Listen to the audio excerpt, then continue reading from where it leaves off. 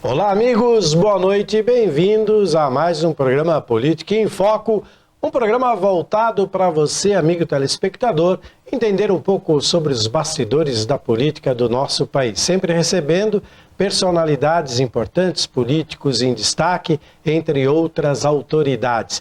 E hoje, um prazer enorme receber aqui em nossos estúdios em São Paulo, ele que é deputado estadual, capitão também, e é um grande amigo nosso aqui, Capitão Rafael Telhada. Boa noite. Como vai, capitão? Obrigado pela sua presença. Boa noite, Gil. Um grande prazer estar contigo aqui hoje, com todos os nossos telespectadores que acompanham esse programa, que vem crescendo demais a audiência. Em sua segunda temporada. Já. Quer dizer que aprovou, né? Está aprovado pela população e provou que está trazendo aqui pessoas que podem contribuir para o debate responsável e para crescimento do nosso estado, do nosso Brasil. Então, obrigado pelo convite.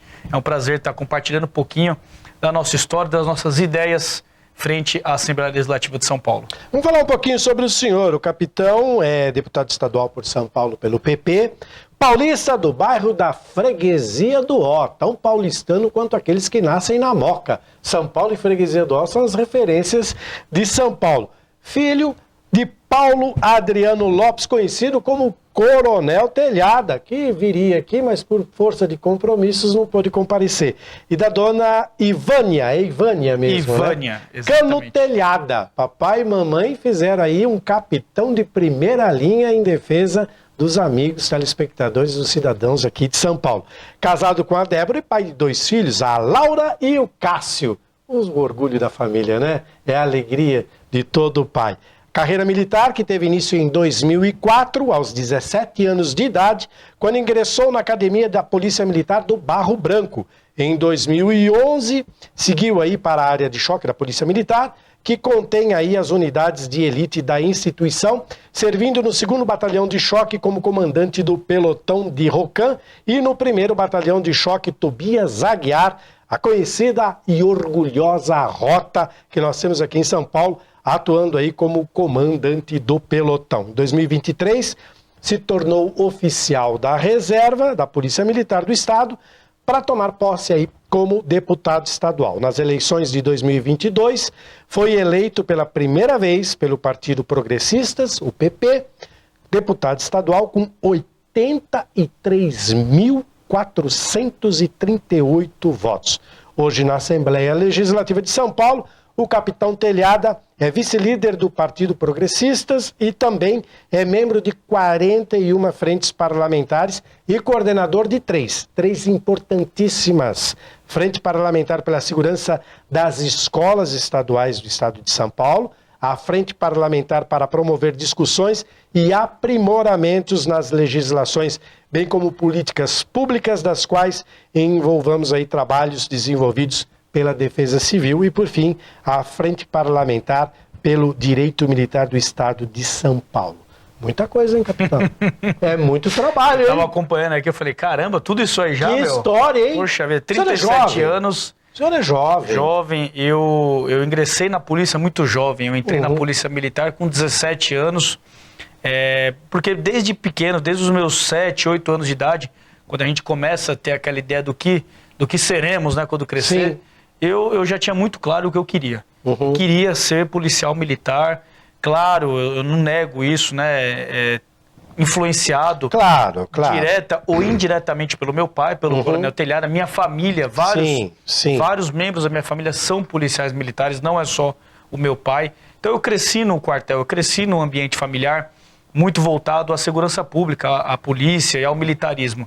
Então eu tinha isso como uma certeza, eu estudei a vida toda no meu ensino fundamental, no meu ensino médio, eu estudei para ser oficial da PM. Sim. No 3º colegial, eu ainda cursando o 3º colegial com 16 anos, prestei o Barro Branco, na época era a FUVEST, era o concurso vestibular, prestei, fui aprovado, ingressei, eu terminei o 3º colegial em dezembro, já foi direto. Já iniciei no ano seguinte, em janeiro, já com 17 anos, o Barro Branco. Então, em que pese muito jovem, né, eu fiquei 19 anos na Polícia Militar. Sim. Como você leu aí, sempre trabalhei na área operacional, nunca trabalhei em gabinete, em administração, sim, nada contra, muito necessário. a parte administrativa da polícia, que dá base do serviço, mas eu sempre quis ser polícia para estar sentado na viatura, correndo atrás de bandido, prendendo e trocando tiro. Tá certo. Esse foi o meu objetivo e graças a Deus, os 19 anos que eu fiquei na polícia, eu consegui cumprir, modéstia à parte, com muito sucesso. Primeiro porque eu estou vivo, então consegui ter sucesso nos entreveros que eu adentrei com a minha equipe. Estou livre, né? Não cometi crime, graças a Deus sempre dentro da legislação, dentro do bom senso. Cada ocorrência que a gente tem na polícia é investigada a fundo. Então estamos aqui com a vida garantida, com a liberdade garantida e com uma nova missão, que eu também estou encarando uma parte, assim, com uma face muito operacional.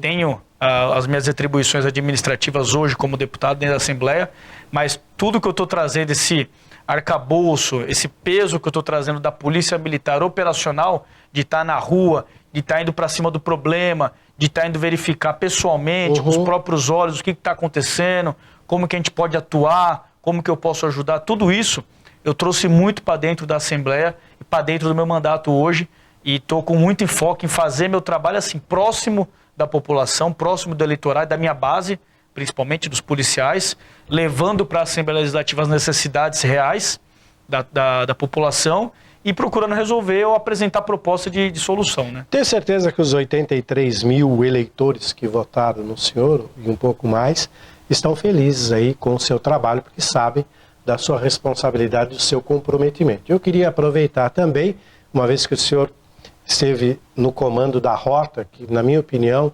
é uma das polícias mais bem preparadas do nosso país e que muito nos orgulha aí por tudo que ela faz e sempre em prol da população. Eu sempre faço uma crítica a alguns colegas de jornalismo, comentamos aqui há pouco, nessa questão de como é tratada uma notícia no confronto bandido e polícia. Nunca é polícia contra bandido, não. Quando acontece esse confronto, capitão, só abrindo um parênteses no nosso programa, na nossa questão, quando acontece um confronto desse, alguns jornalistas despreparados escrevem: policial ou polícia mata pedreiro. Aí a gente vai ver. Ele era pedreiro quando ele tinha 10 anos. Aí ele virou um bandido que sempre matou, assaltou, fez todo tipo de barbaridade possível. Ele atira no policial e, lógico, ele recebe a resposta. E aí a colocação é: polícia mata pedreiro. Quando não é assim. Na verdade, bandido foi morto em confronto com a polícia. Seria a forma correta. Então fica aqui registrado mais uma vez essa crítica aos jornalistas que não conseguem escrever a verdade nessa atuação tão responsável e importante da polícia, porque a polícia faz um papel protegendo você, amigo de casa, e a sua família. E o dia que você, jornalista, que escreve errado, estiver na situação de vítima, vai entender bem o que eu estou falando. Olha, Gil, o que eu costumo dizer é o seguinte: ser policial no Brasil é praticamente andar numa corda bamba. É estar o tempo todo com uma faca no pescoço, ora pressionado pela criminalidade, com um risco de morte que o policial corre, simplesmente pela condição dele como policial, e ora pressionado pelo sistema jurídico que não facilita em nada, pelo contrário, só cria dificuldades, só cria barreiras para o bom funcionamento da atividade policial. Então, é um verdadeiro sacerdócio ser policial no Brasil. O jovem, homem, mulher, para colocar a cara, para prestar um concurso para ser policial, que ganha mal, que sofre esse risco de morte, essa insegurança jurídica, a pressão da mídia, como você bem colocou aqui, sempre, né? Ou na sua grande maioria, vamos colocar assim, sem generalizar, mas na sua grande maioria parcial, né? Sempre puxando a sardinha para o lado criminoso, quase como uma coisa cultural, né? Algo que o redator, a pessoa que trabalha ali, aprendeu isso e traz a notícia dessa maneira, negando a verdade real, que o policial militar é um cidadão de bem, que vem da sociedade, ele não vem de Marte. O policial militar não vem do espaço e nasce aqui na Terra como policial militar. Não, ele é uma pessoa do povo, comum, pobre. Se fosse rico, não seria policial. estaria tocando a sua empresa ou a do papai, em qualquer lugar do mundo. O policial militar é uma pessoa humilde que tem um alto grau de fazer o que é certo. Ele tem uma necessidade de não ficar sentado atrás de um computador só criticando. Não, ele quer dar a sua contribuição, colocar o seu tijolinho. Por isso que ele presta um concurso e se predispõe a enfrentar toda essa dificuldade que a gente tem no Brasil hoje em ser policial e fazer parte da segurança pública, do sistema de segurança pública, e vem dar a sua contribuição, colocar lá, escrever o seu nome. Pô, eu prendi um ladrão, eu salvei uma vida, eu fiz um patrulhamento, eu servi na polícia por 5, 10, 30 anos. Então, eu valorizo demais, principalmente nos dias de hoje, o cidadão brasileiro que vem de uma sociedade que perdeu em muito os seus valores familiares, cívicos, pátrios, né, éticos, e escolhe ser policial. Porque esse cara, ele conhece o risco que ele está correndo. Ele sabe do risco que ele tem, do crime organizado crescente, da pressão a todo momento. Então, mais do que até anos atrás, hoje é necessário muita coragem e muito conhecimento para ser policial.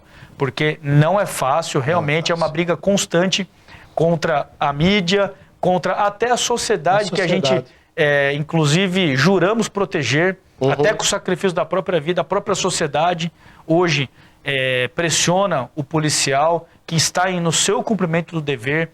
A própria instituição, quando coloca a câmera no peito de um policial, por exemplo, está pressionando ele. Imagina o que é trabalhar 12 horas do seu turno de serviço, um trabalho difícil, naturalmente, que já é o trabalho de patrulhamento ostensivo, mas ali com uma câmera no peito filmando tudo. Sendo avaliado minuto a minuto. Tudo. Não é quando você aciona.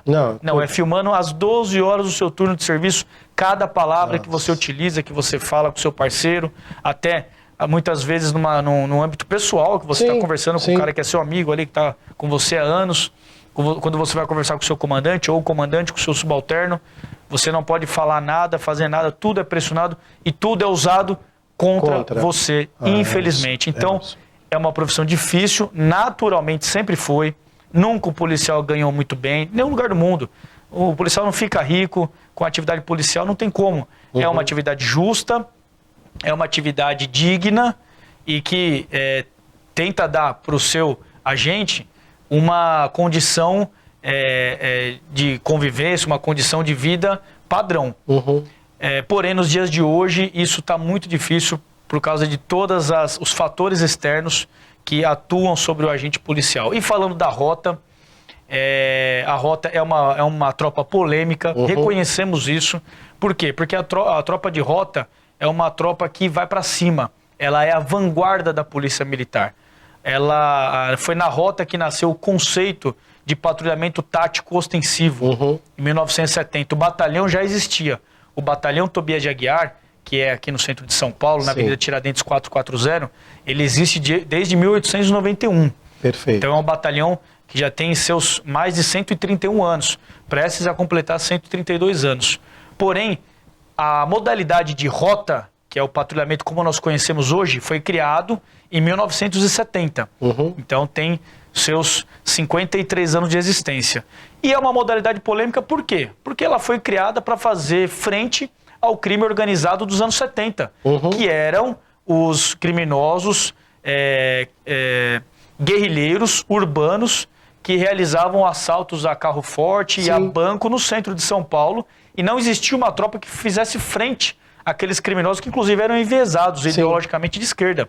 Eles lutavam contra o regime militar implantado à época, tinham um viés político comunista. Então a Rota foi a grande frente, foi a grande força que fez o embate direto ao grupo do Lamarca, aos grupos revolucionários da época. Então já nasceu polêmica. Já nasceu polêmica. E o embate eram embates fortes. O herói da Polícia Militar, que é o capitão Alberto Mendes Júnior, era tenente da Rota quando foi morto por guerrilheiros do grupo do Lamarca, lá no Vale do Ribeira, próximo a Registro. Era um tenente da Rota. Então, em todo o seu curso histórico, a Rota fez um combate muito forte ao criminoso, porém, sempre respeitando o cidadão de bem. É isso aí. Trabalhando pelo cidadão de bem, sempre foi enérgica, numa abordagem, no trato, séria, com postura, com compostura e com procedimentos, com doutrina policial. Só que é uma tropa que a população paulista se orgulha de falar que é sua. Muito. É uma criação de São Paulo que hoje não é só um patrimônio do nosso estado. Hoje a Rota é um patrimônio do Brasil. Que bom. Ela é conhecida internacionalmente e respeitada pelo seu modo de atuar, pela sua expertise alcançada no que tange a patrulhamento ostensivo. Urbano. Ninguém faz igual. Ninguém faz igual. Não existe tropa no mundo que faça um patrulhamento em grandes cidades e metrópoles igual a Rota faz. Com a visão que o policial de Rota tem, com o tipo de abordagem. Então, é como a gente fala, a Rota é respeitada pelo cidadão de bem e temida pelo bandido. Exatamente. E nós nos orgulhamos disso. Exatamente. Tem que ser assim mesmo. Polícia tem que ser temida por bandido. Se o bandido não tiver medo da polícia, tá errado. Tá errado. Alguma coisa tá errada. Fato é, deputado, na luta contra o crime só tem dois lados. Ou você é polícia, ou você é bandido. Aí o amigo de casa, diante dessa explanação maravilhosa, escolhe o seu lado.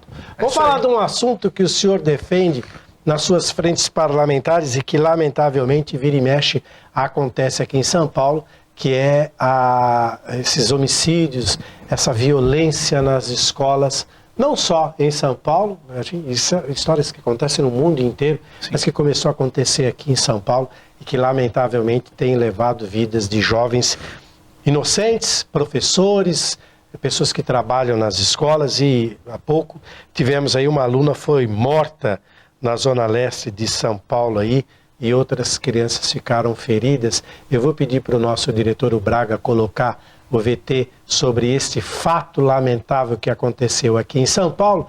E na volta, o deputado Capitão Telhada vai comentar sobre esse assunto. Na tela do Política em Foco, então, vamos acompanhar nossa primeira matéria. Tiroteio mortal em uma escola de São Paulo. Informações preliminares dão conta de que um estudante entrou no colégio na manhã desta segunda-feira e realizou vários disparos. Uma estudante morreu e outros 2 foram feridos pelos disparos, mas estão fora de perigo. Um aluno se machucou quando tentava fugir. O agressor foi detido pela polícia e até agora não foram reveladas as motivações do ataque. E nessa tragédia a gente perde uma menina de 17 anos que está ali no 3º ano do ensino médio, terminando o seu ciclo escolar, né, com seus sonhos, né, já prestes aí a encarar o vestibular. O Brasil registrou neste ano diversos ataques em instituições de ensino que deixaram dezenas de vítimas. O governo anunciou neste ano um plano para regular as redes sociais e tentar combater as frequentes ameaças de violência nas escolas. Capitão, o senhor está à frente dessa frente parlamentar sobre a segurança nas escolas públicas do estado de São Paulo. Eu queria que o senhor explicasse para a gente qual que é o papel de uma frente parlamentar. Perfeito. Bom, a frente parlamentar é uma ferramenta que o deputado tem dentro da Assembleia Legislativa de trazer visibilidade a um determinado assunto e fomentar discussões para que dentro dessas discussões envolvendo várias personagens, envolvendo o parlamentar, no nosso caso, segurança pública, educação, pais e mestres, alunos, assistência social, saúde, diversos personagens que fazem parte desse contexto, discutindo proposituras futuras. Sim. Então, eu poderia muito bem escrever dentro do meu gabinete, com o meu chefe de gabinete, por exemplo, que é uma pessoa que tem um conhecimento vasto, até deixo um abraço para ele aqui, doutor João Borro. Doutor João Borro, me ajuda muito dentro da Assembleia Legislativa. Poderíamos conversar nós dois, fazer uma proposta para o governo, um projeto de lei. Só que será que a gente sabe tudo desse assunto? Sim. Será que a gente conhece realmente todos os detalhes da realidade de quem está lá na escola, dando aula, dirigindo, trabalhando na escola? Então, a frente parlamentar é uma ótima ferramenta para a gente colocar na mesa sentado todo mundo que faz parte desse ambiente e fomentarmos a discussão, as ideias.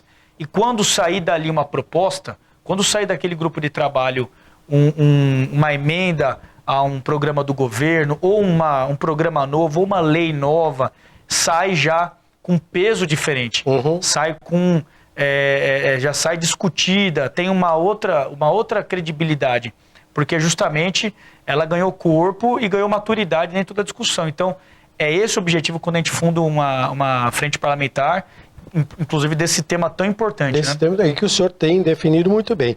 Ô, deputado, como é que o senhor é militar e tem uma experiência muito grande nessas questões. Essas ocorrências de violência aí, qual é a sua opinião nessa questão das escolas? O que o senhor acredita que pode ser feito? Como devemos enfrentar essa situação nas escolas? Perfeito. Bom, primeiro eu vou falar por que eu fiz essa frente parlamentar. Por que o capitão Telhada está falando desse assunto? O que ele conhece desse assunto? Sim. Então vamos lá. Primeira coisa, não é novidade no Brasil. Nós estamos discutindo agora, 2023, graças a Deus estamos discutindo esse assunto. Sim. Só que o ataque à escola, o ataque ativo, como a gente classifica esse crime, essa modalidade criminosa, ataque de agressor ativo, ela começou a acontecer no Brasil em 2003. Sim. Então nós já temos 20 anos de episódios com fatalidades, com vítimas fatais no Brasil todo. São Paulo, Bahia, Rio de Janeiro, Realengo ficou muito famoso. Sim. Uma ocorrência em 2013 em Realengo, Suzano 2019. Suzano. Então, no meu caso particular, eu comecei a acompanhar esse assunto mais próximo, de maneira mais profunda, em 2019 em Suzano. Eu trabalhava no COI, que são os Comandos e Operações Especiais. Quando, na deflagração desse episódio lá em Suzano, no Colégio Raul Brasil, eu atuei diretamente lá na ocorrência. E identificamos que era algo que ia passar a acontecer com frequência no Brasil por vários fatores. Sim. Psicológicos, sociais, baixa resiliência por parte dos jovens e da sociedade no geral, depressão, falta de saúde mental e doenças da alma, que é a depressão que atinge hoje boa parte da nossa sociedade. A Polícia Militar, lá em 2019, criou protocolos, ou melhor, exportou protocolos que já existiam no mundo, nos Estados Unidos, por exemplo, desde 99, quando teve um ataque em Columbine. Já criou protocolos para esse tipo de ocorrência específicos. A Polícia de São Paulo trouxe esses protocolos, adaptou no padrão nosso brasileiro e criou já uma regulamentação interna da polícia, onde a partir de 5 anos atrás, todo policial militar sabe atuar diante de uma ocorrência dessa. Preparado. Então, eu comecei a estudar. Em 2023, quando eu assumo como deputado, eu assumi em 15 de março, 10 dias depois, uma semana depois, acontece o episódio aqui na Vila Sônia, no Morumbi, na capital, no Colégio Tomásia Montoro, com um agressor ativo à faca, acaba ferindo fatalmente uma professora, a professora Elizabeth, e é desarmado por outra professora. Professora Cíntia, com auxílio de outra professora. Enfim, eu percebi que na Assembleia Legislativa, diante desse episódio que chamou a atenção geral do Brasil, o discurso começou a ir muito para a questão ideológica. Então, o deputado de direita levantava e falava assim, isso é culpa do Bolsonaro, porque... é culpa do Lula, porque ele passa a mão na cabeça de ladrão e fala que é lícito roubar para tomar uma cervejinha. O deputado da esquerda levantava e falava, isso é culpa do Bolsonaro, porque liberou as armas e tal. Só que aí, eu, me vendo lá na Assembleia Legislativa, com uma semana de deputado, veio uma responsabilidade, porque eu conhecia do tema, e aí eu levantei e falei, isso não é político, não é uma questão ideológica que nós estamos vendo nas escolas. É uma questão criminal, de segurança pública, que está acima do debate partidário ou político. Então nós temos que tratar disso aqui como deputados e levar para o governo soluções reais e sérias que transcendem esse debate político aqui, entendeu? E aí eu passei, todos os deputados me ouviram falar, não conheciam do tema, assim como muitos brasileiros hoje ainda não conhecem dessa temática. Claro que não. E aí me procuraram e falaram assim, Telhada, você tem que escrever a respeito, você tem que legislar a respeito, porque só você aqui na Assembleia conhece desse tema. Seria o técnico do assunto lá na casa. Eu falei, vamos fundar uma frente parlamentar, convidei membros da segurança pública que são verdadeiros especialistas, com obras publicadas dentro dessa temática, para fazer parte da minha frente, para me auxiliar, e está andando muito bem. Nós propusemos excelentes emendas agora já para a lei orçamentária, para vir investimento, recurso para a segurança nas escolas, e um programa todo de gestão de incidentes para as escolas públicas do Estado de São Paulo. Já está registrado no PPA, que é o Programa Plurianual do Estado de São Paulo, do governo. E agora a nossa luta está sendo para convencer o governador e a liderança do governo a aprovar essa emenda e que ela seja um padrão a partir do ano que vem de todos os personagens inseridos na escola, todo mundo que está lá dentro, professor, aluno, diretor, funcionário da secretaria, todos que estiverem dentro da escola saibam o que fazer diante de uma ameaça. E o interessante, o senhor disse sobre esse assunto, que ele é um assunto muito fechado aqui em São Paulo, e que o senhor tomou a frente, justamente por ter um conhecimento maior dentro ali da Alesp, por isso que eles falaram, não, o senhor que deve assumir essa questão. O governo também diz que ações de inteligência evitaram aí alguns ataques em escolas. Foi criado um grupo de trabalho, como o senhor disse, que discute o assunto e chegaram à conclusão de que realmente a prevenção tem ajudado bastante com grupos de inteligência tentando pegar onde isso pode acontecer. Nós vamos colocar mais um VT na nossa tela para que a gente então possa dar sequência a esse assunto muito interessante e de extrema importância, principalmente para o papai e mamãe que põe seu filho na escola achando que ele vai sair de lá um homem de bem e de repente é cometido por uma fatalidade dessa. Na tela do Política em Foco, então, mais uma reportagem que o Braga coloca no ar agora para você. Roda. Em audiência pública do grupo de trabalho que debate a criação de uma política de combate à violência nas escolas, o representante do Ministério da Justiça e da Segurança Pública diz que o órgão vem desenvolvendo uma operação conjunta com as polícias estaduais que já evitou vários casos de ataques contra unidades escolares. Alessandro Gonçalves Barreto, coordenador do Laboratório de Operações Cibernéticas do Ministério, citou os números das diferentes ações desenvolvidas nos estados em 2023. Trouxemos, conjuntamente, as unidades de inteligência das polícias dos estados atuaram e eu trago para as senhoras e os senhores alguns números. Prisões e apreensões entre maiores e menores, 400. Condução de menores e suspeitos, 1.653.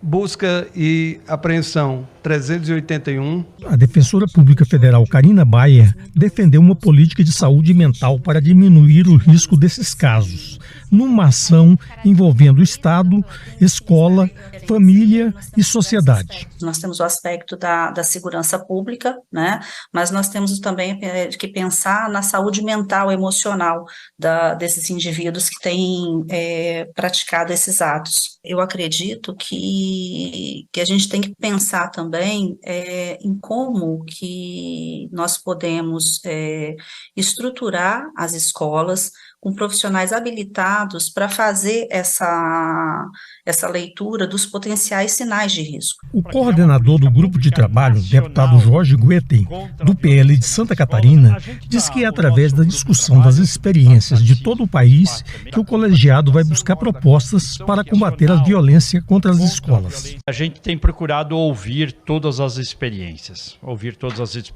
todas as partes, e a gente tem entendido, o nosso eixo é ouvir as experiências, né? Nós já fomos no Rio de Janeiro, já fomos em Santa Catarina, já fomos em São Paulo, temos trazido para o nosso grupo de trabalho outras experiências de outros países também. A gente percebe a complexidade que é criar uma política nacional de segurança nas escolas. É como o senhor disse, é um assunto que precisa ter gente que entenda para poder dar opinião e chegar num resultado eficiente. Eu tenho acompanhado alguns debates que o senhor participa, algumas declarações, entrevistas, e o senhor é defensor de colocação de agentes de segurança nas escolas. Inclusive o governador agora está autorizando a contratação desses agentes. Por que o senhor acha importante este agente na escola? Tu acha que isso vai intimidar o maluco que vai fazer esse atentado? O resto é perfumaria. O resto é perfumaria. O que resolve o agressor ativo é alguém para fazer frente a ele. Botão do pânico, detector de metais, monitoramento ajudam? Ajudam. Sim. Ajudam. Só que o botão de pânico você vai apertar e vai chamar alguém. Até chegar. Até chegar o policial, o cara tá matando. Pronto. O monitoramento vai filmar o cara matando. É o que eles querem. Ok. Eles querem aparecer. Eles querem aparecer. O agressor quer aparecer. O detector de metais vai apitar. Tá bom, entrou a arma e tá matando lá dentro. Sim. Então só resolve o agente de segurança. Não precisa ser só o policial. Não precisa ser um agente público necessariamente. Sim. guarda civil metropolitano ou um policial. Pode ser também, sim, um agente de segurança privada. Segurança. Pode ser um policial da reserva, um reformado, um aposentado, recontratado pela Secretaria de Educação, um cara profissional que já trabalhou 30 anos na polícia, que sabe manusear armamento, que tem o sentimento de proteção, que já é uma pessoa experiente, né? Para trabalhar dentro da escola vai ser um inspetor. Ele vai conhecer quem entra, quem sai, o aluno, a professora, vai ajudar muito a diretora. Que diretora de escola não quer ter um inspetor ali controlando? Pois é, exatamente. Então, assim, o resto é perfumaria. O que resolve é o agente de segurança, é um segurança na escola. Tem alguma outra ação que o senhor acha importante? Tem, é um tema complexo demais, precisava de um programa inteiro só para falar disso, mas tudo ajuda. Então, assim, nós temos que pensar em ações a curto, médio e longo prazo. Sim. Curto prazo é isso. Todo mundo já está desesperado. Os pais estão com medo de mandar os seus filhos para o colégio. Então, a curto prazo, segurança pública e educação tem que dar as mãos e realmente colocar segurança na escola. Tem que tornar um ambiente confiável, seguro. Então, tem que ter um homem ou uma mulher responsável pela segurança tendo esse posicionamento identificado como tal. Sim. Tem que ter, concordo com todas as ferramentas materiais, botão do pânico, então concordo, câmera, é legal. Isso é a curto prazo. Então, a policiamento escolar, aumento do efetivo na ronda escolar, tem que ter polícia civil investigando o crime digital, chamando o aluno que está falando lá no aplicativo para ser ouvido, junto com o pai e com a mãe, mas para ser ouvido na delegacia. Se fosse brincadeirinha, opa, já para ali. Já serve de exemplo para outros. Se for sério, vai aprender material, como aconteceram. Só na capital, de abril até agora, o mês de outubro, novembro, foram 165 casos evitados reais, com investigação da Polícia Civil, atuação conjunta com a Secretaria de Segurança Pública. Só na capital, 165 casos que não aconteceram, que deixaram de acontecer por causa da atuação das polícias. No estado de São Paulo, foram mais de 500 ocorrências evitadas em ataques em escola. Uma que acontece, é fato, joga tudo, o tempo perdido. Joga tudo para fora, mas não é um trabalho fácil. Se fosse fácil, já tinha solucionado. Então, a curto prazo é pessoal, é recurso humano, é polícia, é segurança na porta da escola. Ponto. A médio prazo, efetivo da Secretaria de Educação, reforçar nas escolas, uniformização das escolas, conscientização sobre o tema, falar a respeito do que é o agressor ativo. Tem protocolo para atuar, sabia?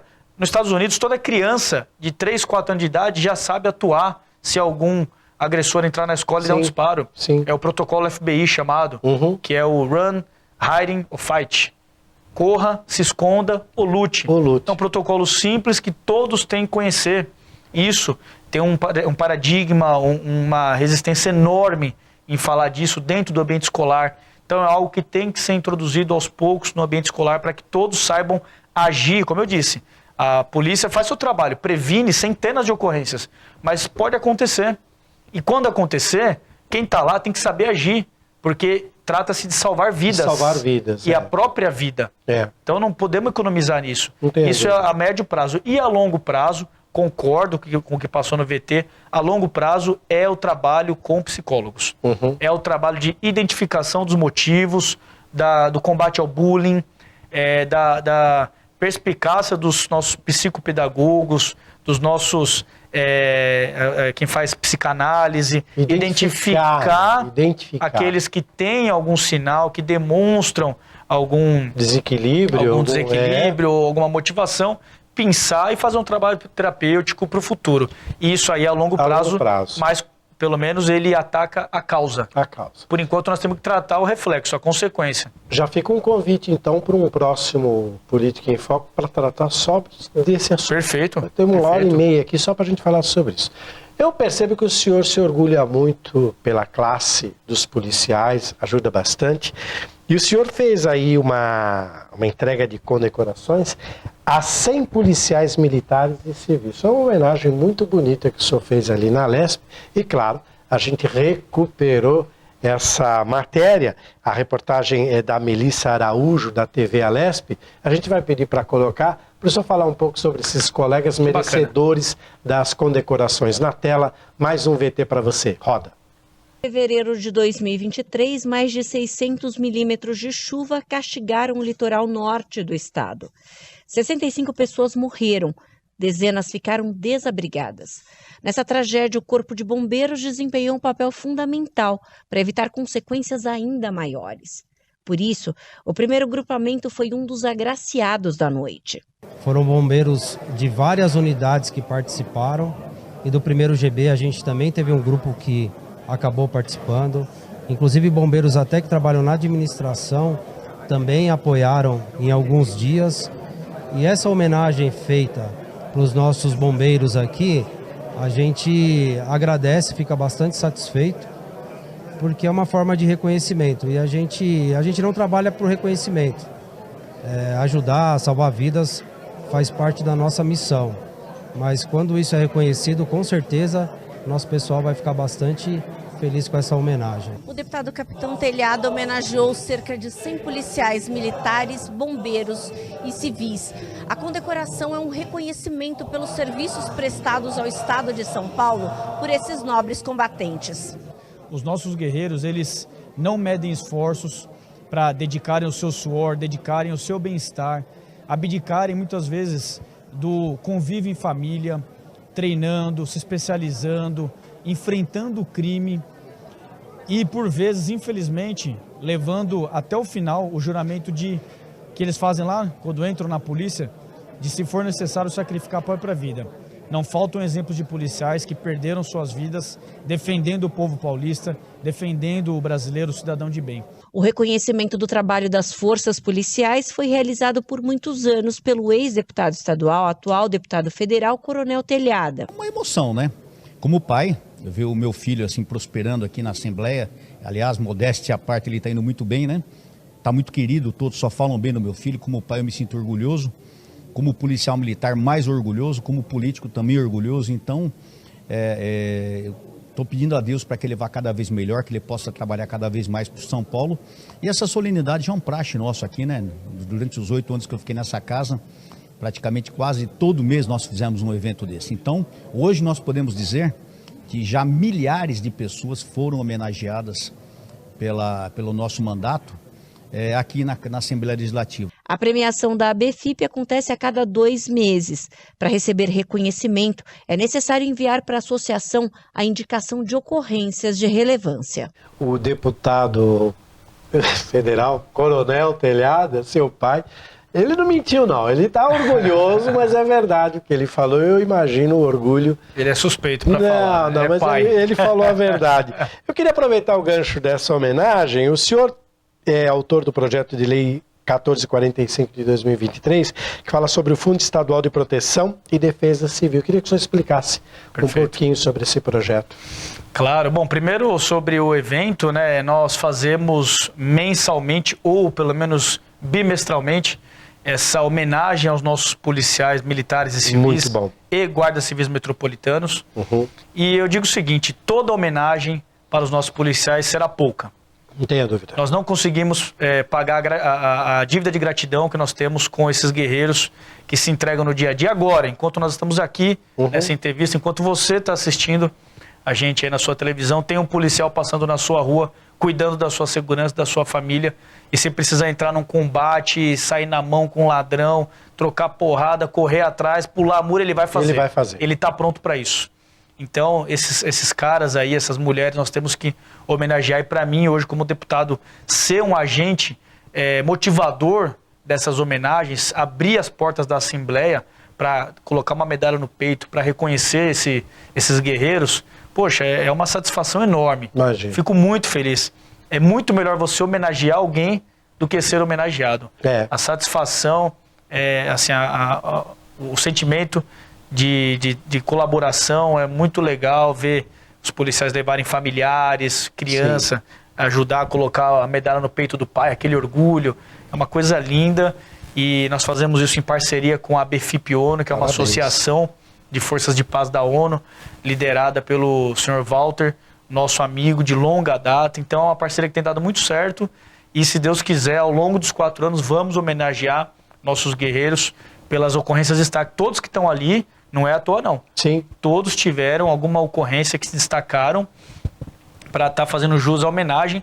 E os bombeiros que foram homenageados nesse evento trabalharam em São Sebastião junto com a Defesa Civil do Estado. Um outro episódio que eu estive pessoalmente acompanhando, no comecinho, na verdade, antes de eu assumir como deputado estadual, eu estive lá em fevereiro acompanhando os feitos, os trabalhos dos nossos agentes lá em São Sebastião, quando do episódio das chuvas.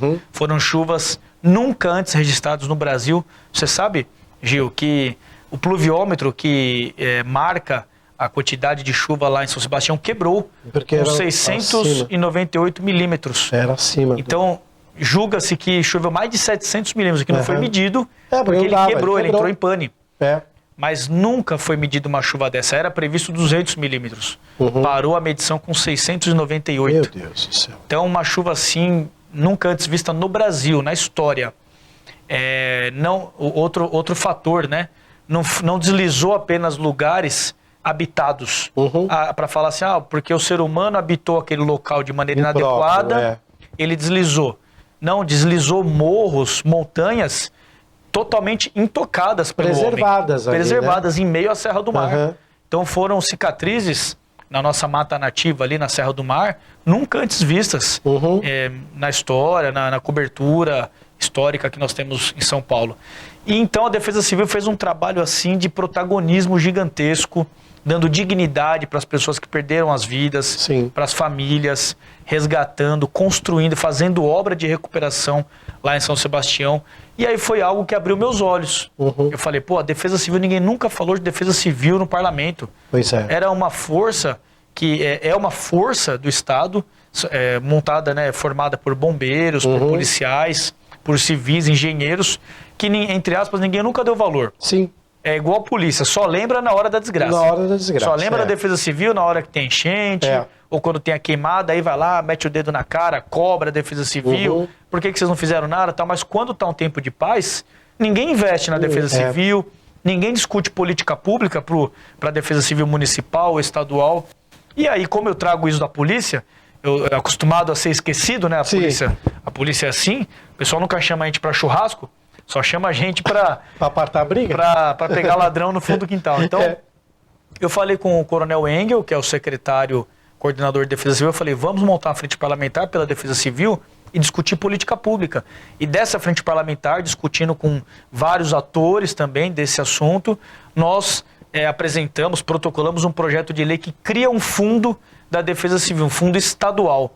E qual que é a grande importância desse fundo? Captação de recurso. Porque a Defesa Civil, nos tempos que não está chovendo, ela tem que fazer obra para se preparar para a próxima chuva, porque é cíclico. Todo verão vem chuva forte, é certeza. Então, não adianta. Perde uma vida, aí fala uma semana na televisão, esquece aquele assunto. No próximo verão, perde outra vida ou outras vidas, e assim vai. Não, vamos quebrar isso. Então, como que quebra? Com recurso, com investimento. O orçamento do Estado é limitado. E acaba sendo empregado muitas vezes politicamente. A Defesa Civil não pode ficar dependente só da fonte 1, só da fonte do Estado. E aí nós criamos um fundo que é uma alternativa de captação de recurso. Pode ser transferido do fundo nacional que existe para o fundo estadual. O fundo nosso aqui de São Paulo pode captar recurso de multas ambientais. Empresas que tomam multas ambientais podem aplicar isso no fundo. Pode ser doação de pessoa física, de pessoa jurídica, tudo represado, entre aspas, no bom sentido, num fundo que estará pronto para ser utilizado quando no momento de uma calamidade, de um estado de emergência. Perfeito. Por quê? Querendo ou não, quando o município decreta estado de calamidade, estado de emergência, o governo tem toda uma jornada burocrática para enfrentar até liberar um recurso para aplicar naquele município atingido. E isso é lei. O governante, o prefeito nem pode fazer diferente. É improbidade administrativa. Só que o fundo, ele já não tem os mesmos entraves. Ele é muito mais célere, ele é muito mais rápido, ele tem lá aquele valor destinado já para isso. Então, a gente sabe que vai acontecer de novo. O município vai entrar em calamidade. O fundo é uma ótima opção, uma ótima alternativa para, com o seu conselho deliberativo, liberar verba, ser transferida na conta da prefeitura e usada para bem da população. Então eu tenho consciência e tenho nitidez convicção de que é uma excelente propositura, um projeto excelente, e agora já está em fase de negociação com o governador para levar o conhecimento e ao convencimento dele que não é mais um fundo só, que vai ficar represado o dinheiro parado lá, não. É um fundo que vai, entre aspas, salvar o governo no momento que tiver uma emergência e salvar o cidadão de bem, o munícipe que perdeu sua casa, que perdeu o tudo numa calamidade climática, e o Estado consegue estender um recurso rápido para salvaguardá-lo. Muito bem. Eu queria aproveitar, inclusive, mandar um abraço. João Borro está aqui com a gente, da Major Tatiana Rocha, da Defesa Civil. Já passou aqui com a gente no Política em Foco e é extremamente competente e mostra esse resultado. O senhor fala também sobre, o senhor é coordenador da Frente Parlamentar pelo Direito Militar do Estado de São Paulo. Nós vamos falar sobre esse assunto depois do intervalo. Nós vamos tomar um rápido café. Na volta, o senhor vai falar então sobre a Frente Parlamentar pelo Direito Militar do Estado de São Paulo. Jogo rápido, um cafezinho, a gente já volta. Não sai daí.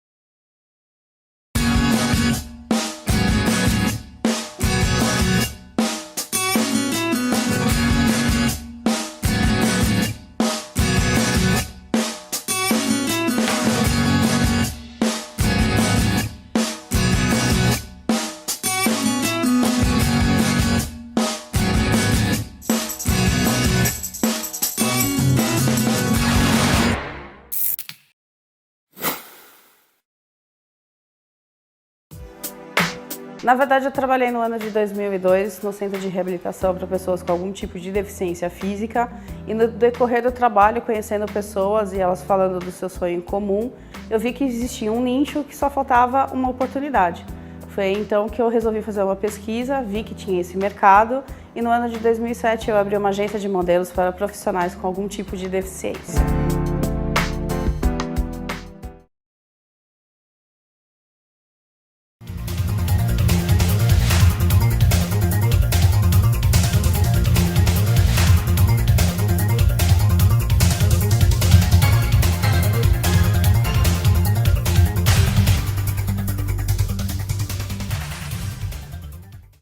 De volta, estamos aqui com a segunda e última parte do Política em Foco de hoje. Hoje, recebendo o capitão, deputado Telhada, Rafael Telhada, que deu uma aula de segurança pública aqui, de comportamento, falou tudo e mais um pouco. E claro, nós vamos continuar com esse bate-papo. Antes, eu queria abrir aquela sessão de abraços, o pessoal que nos acompanha sempre aqui, nos prestigiando. O prefeito de Cosmópolis, o Júnior Felisbino, que era do PP, agora migrou para outro partido. Manda aí, está sempre acompanhando, então um grande abraço para o senhor prefeito Júnior Felisbino. Secretário de Comunicação também de Cosmópolis, o Renato Simões, e toda a sua equipe, muito competente trabalhando lá. O PM Soldado Obice, CPTRAN, Comando de Policiamento de Trânsito, Companhia Tática, grande soldado, muito trabalhador, e como o senhor disse, um batalhador que todo dia sai para defender o cidadão, um herói. Mais um herói aí na rua, Soldado Obice. O Edu Scarfon, que é o nosso apresentador e diretor-geral da Astral TV, o Frank Fortes, grande radialista e apresentador que nos acompanha, e claro, não poderia deixar de passar, né, deputado? João Borro, seu assessor, que está sempre com o senhor, chefe de gabinete lá do Capitão Telhado, grande amigo. João, muito obrigado por tudo, viu? Sempre pela força aqui, nos acompanhando, está aqui com a gente. João é uma pessoa que a gente não tem nem palavras para falar o tamanho da bondade desse companheiro aqui. Agora eu quero dar um recadinho muito especial para você. Você que está pretendendo fazer aí um evento corporativo, olha que dica que nós temos para você. Conheça a Lua Nova Eventos. A Ana prepara sempre, o coronel já... nós tivemos aqui há pouco tempo, eu estava esperando o coronel vindo com o capitão. Aí ela preparou um banquete para lá de especial para dois. Mas aí a gente vai comer, por parte do seu pai, aquilo que ele não veio representar. A Lua Nova Eventos tem um serviço de buffet fantástico para você que está querendo montar aí um evento corporativo. Olha a variedade de coisas que ela coloca para você, que, claro, estará sempre muito bem servido. Você pode acompanhar nas redes sociais, @Lua9 Eventos, ou também pode mandar um WhatsApp, ou falar diretamente com eles, você tem o telefone lá, 96294-2262, fala com a Ana, que você vai ser muito bem atendido. Lua9 Eventos é de dar água na boca, eu tenho certeza que o seu evento se tornará inesquecível. Faça contato que você não irá se arrepender. Grande parceira, muito obrigado, Ana, por sempre estar aqui com a gente, nos ajudando sempre. Obrigado. Lua9 Eventos, então, está dado o recado. Deixei uma pergunta para o senhor antes da gente ir para o intervalo. O senhor é coordenador da Frente Parlamentar aí pelo Direito Militar do Estado de São Paulo. Quais são aí as prioridades do trabalho dessa frente, hein? Perfeito. Essa é uma frente parlamentar muito específica para o policial militar. E por quê, né? Qual foi o meu objetivo em iniciar como coordenador essa frente parlamentar do direito militar?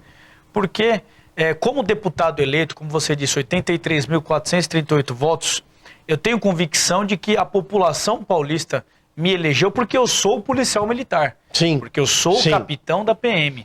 Não pelo verde dos meus olhos, mas porque a gente representa a segurança pública e representa a rota e o combate ao crime.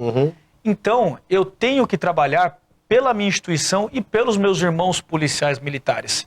E nada melhor do que uma frente parlamentar, como eu disse no começo do programa, para discutir os assuntos com visibilidade, com diversas opiniões. Nas redes sociais hoje, em todas elas, sempre surgem os debates. Dentro dos aplicativos de mensagem, tem lá uma ocorrência, um fato, uma polêmica, surgem as ideias, surgem a solução do mundo, né? É igual futebol, né? Todo mundo tem a solução. Técnico, exatamente. Então, o que eu falei? Eu falei, essa discussão está no lugar errado. Essas discussões do bem-estar do policial, da saúde mental, dos benefícios, dos direitos e deveres dos policiais militares, ela está acontecendo no lugar errado. Ela está acontecendo nas redes sociais, nos aplicativos, ela está acontecendo em lugar que não leva a nada. Ela tem que acontecer aqui dentro da Casa de Leis, dentro da Assembleia. Então vamos trazer essa discussão de maneira séria e responsável aqui para dentro, porque se for para sair algum resultado positivo, vai ser daqui do Parlamento. Então, eu montei essa frente, trouxe advogados que trabalham com o tema direito militar, que trabalham defendendo os policiais lá no Tribunal de Justiça Militar, trouxe associações que também têm contato com essas dores do policial. Eu estou, claro, inserido nessa frente, junto com a minha equipe de advogados, com a minha equipe jurídica. Então, hoje, estamos dando uma outra conotação para essas discussões. Perfeito. Já nasceram dessa frente parlamentar indicações para o governador, porque, Gil, o pessoal não entende muito bem, mas vários temas não podem começar do deputado. É competência exclusiva pela Constituição Federal. É competência exclusiva do governador alguns temas. Se eu escrever o tema lá, vai ser inconstitucional. Correto. Não vai levar nada. Eu não faço politicagem. Eu não faço isso. Eu não faço um projeto de lei que eu sei que é inconstitucional só para divulgar na rede social e falar assim, o capitão Telhado está fazendo, pessoal, eu tentei, viu? Eu não faço. Então, se não é minha competência, é do governador, eu faço uma indicação, eu escrevo tudo que o governador tem que fazer e indico para ele. Isso fez 83 já. Mas já passou. Esse número já está atrasado. Já está atrasado. Esse número já está... Mais de 83 indicações. Mais de 100. Passou de 100 indicações para o governo. Indicações escritas, assim, técnicas. E aí é um trabalho de convencimento, é um trabalho político. Cabe a mim levar para o governador e convencê-lo da importância. Está tudo nascendo nessa frente parlamentar. O que é competência do deputado, eu faço. Projeto de lei, alteração na Constituição do Estado, alterações dentro de alguma legislação infraconstitucional, né, lei complementar. Mas o que não é meu, é do governador, eu faço indicação para ele, eu faço indicação para o secretário de Segurança Pública e tem nascido muita coisa positiva dessa iniciativa nossa. Estou muito contente. Essa sua bancada de Segurança Pública é uma bancada que, de alguma forma, cria uma certa afinidade com a população. Os grandes defensores dos policiais gostam dessa bancada. E o senhor tem um trabalho junto ao nosso governador, e eu queria que o senhor avaliasse como está sendo essa questão do governo na relação da segurança pública. A gente já percebeu que o governador Tarcísio, de alguma forma, tem uma certa simpatia com a polícia, e vale lembrar também que a responsabilidade da Polícia Militar é do Estado de São Paulo. Muita gente cobra prefeito. Não. O prefeito não tem nada a ver. Como o deputado deixou bem claro aqui, existem certas questões que não adianta, eu vou fazer. Não adianta. Não, por lei não cabe. A Polícia Militar é do Estado de São Paulo. Portanto, é com o governador. Não adianta cobrar o prefeito Ricardo sobre a Polícia Militar, porque ele não vai poder fazer nada. Não adianta cobrar o deputado, porque o deputado não vai poder fazer nada. Ele indica. Ele fala, o caminho é esse, governador.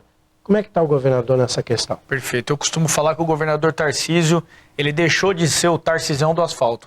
Hoje, o governador Tarcísio é o Tarcísio cumpridor de promessa. Sim. É o Tarcísio que tem sensibilidade.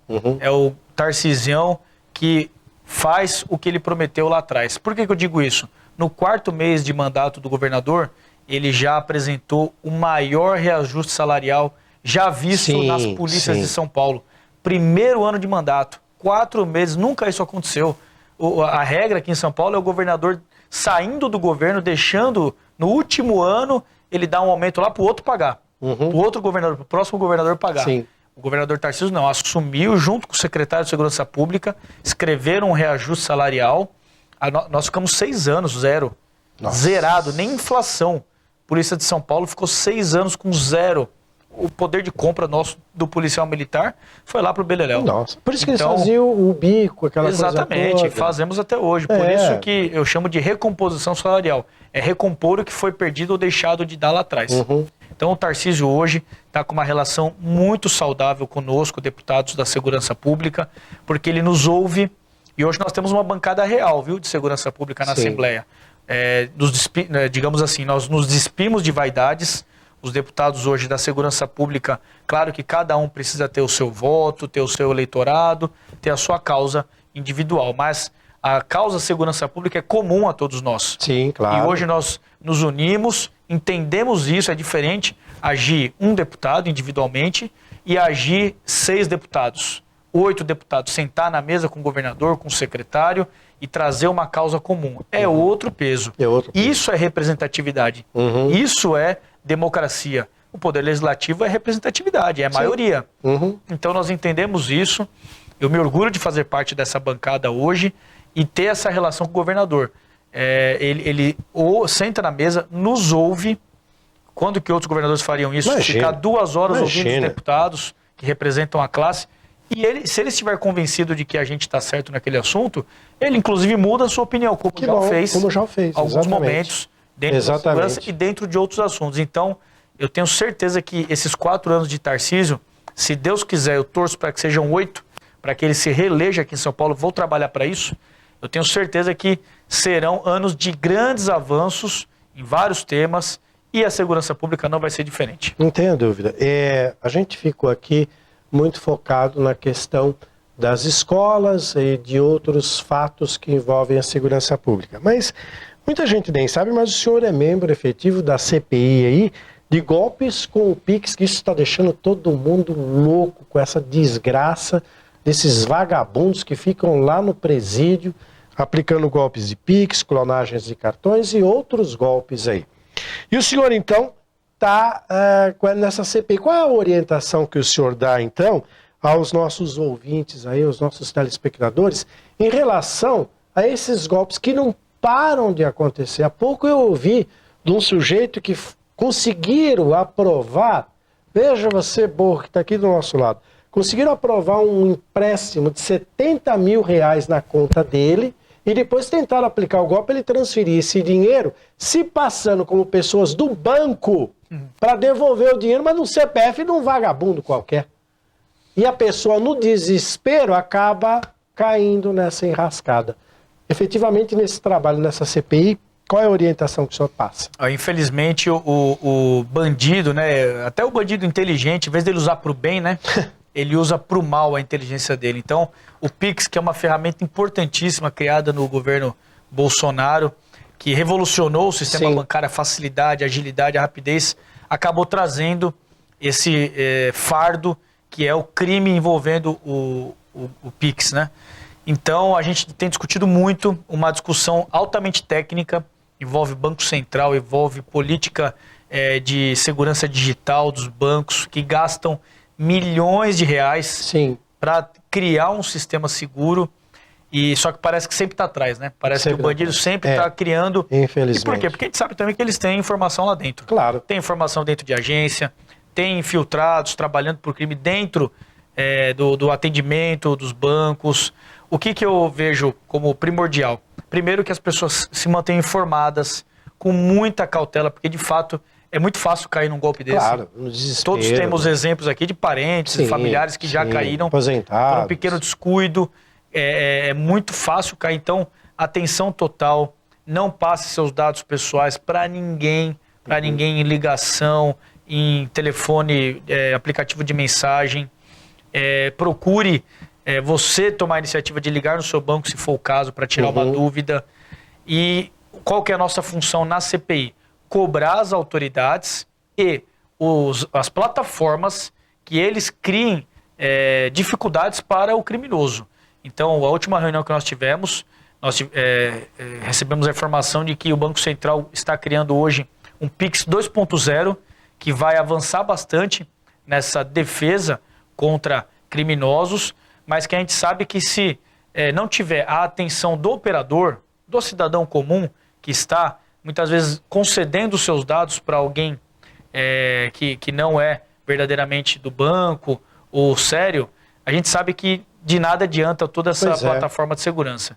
Então, acompanhe, procure se informar e cuidado, porque é um dinheiro suado que a gente conquista uma vida toda para jogar na mão de um vagabundo. Foi um prazer enorme tê-lo aqui. Uma hora passou rápido. Capitão Telhada, deputado estadual aqui por São Paulo, no seu primeiro ano, já deu um show, um espetáculo. Eu torço pelo resto do seu mandato que o senhor tenha muito sucesso. Amém. Que Deus ilumine, o proteja e continue fazendo esse trabalho maravilhoso. E eu espero que o senhor volte outras vezes aqui para a gente conversar, porque foi muito boa a conversa. Com certeza, voltaremos. Muito obrigado. E olha, sucesso. Parabéns, um jovem deputado, mas que é muito promissor. Conta comigo. Ao Política em Foco. Estamos à disposição de toda a população. Minhas redes sociais, @Capitão Telhada, todas são @Capitão Telhada. Estamos à disposição para receber sugestões, ideias, críticas e trabalhar pelo povo de São Paulo, que essa é a nossa vida. E a você que nos acompanhou até agora, muito obrigado pelo carinho da sua audiência e esperamos você no nosso próximo Política em Foco. Tchau, pessoal. Continue com a nossa programação. Até a próxima. Um abraço. Boa.